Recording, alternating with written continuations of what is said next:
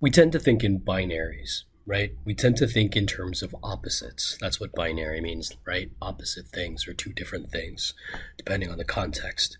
Now, we place things in these binary oppositions, things like right and wrong, good and evil, strong and weak, and it's a way that our world has organized itself, especially in Western culture. Here are some examples in the green box of some things that we use to navigate our world. We place these things in categories and place them on opposite ends of these binary opposition, right? And practically speaking, whenever you could identify a noun, idea, or topic in a piece of literature, if you think of its binary opposite, you can use the tension between those two, opposite ideas as a starting point for analysis. Okay, so let's practice that. Here's a really, really short story called The Birthday Party. What I'd like for you to do is I'd like for you to read this short story, and then I want you to identify as many noun ideas and their binary opposite that you can think of as you go through and read it. Okay, so pause the video and read the story and just jot down a couple things. I'm not asking you to do a lot. Just read 3 paragraphs and write down as many noun ideas as you can see being represented in those 3 paragraphs. Go. Okay, so these are the ones that I found, right? So there's a celebration. So the opposite of celebrating is lamenting, right? Or grieving. There's supposed to be a situation of joy. Well, the opposite of that is misery. There's supposed to be a birthday party, right? Or a happy birthday to you, which is like about life. And the opposite of that is death. There's someone who's prideful. Opposite of that is shame. There's someone that's embarrassed. Opposite of that is pride. There's supposed to be this community that's taking part, and the opposite of that is solitude. And then in the 3rd paragraph, I notice someone is dealing with the concept of attention, so the opposite of that is inattention. There's an instance of cruelty, kindness, pity, indifference, hate, and love, right? So I can use these binaries, right, to kind of help orient myself when I'm trying to figure out what this story is really about, right? These are words that are going to give me starting points to start figuring out, well, what is this thematically or moralistically or philosophically trying to explore, okay?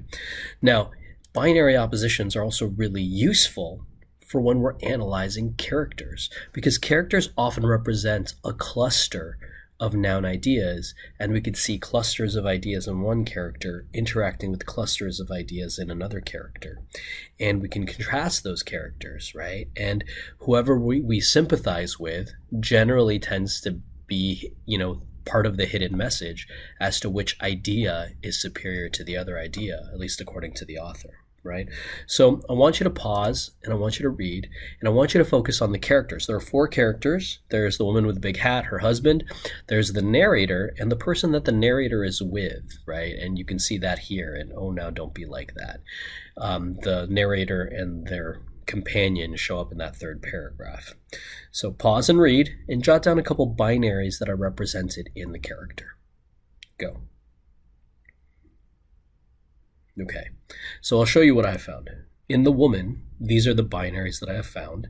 In her husband, these are the binaries I have found. In the companion of the narrator, there's only this part here, disappointed and content through this piece of dialogue.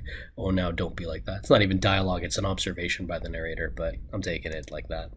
And then there's the narrator too, right? So now we have these characters and they have their own clusters of ideas that they represent. And depending on the character that you sympathize with, that you think is in the right, well, that's going to go a long way into helping you start with words and ideas that you think the story could be about philosophically, moralistically, or thematically, okay? So that's one way to use binary oppositions, right? I can use the binaries of the characters, the binary clusters of ideas, and combine them with just the binary ideas that are represented in other parts of literature. So I can apply this to not only characters, but I can look at the dynamics of the relationship. I could look at the function of the setting and the symbols and the language and the plot events, right? They just show up a lot.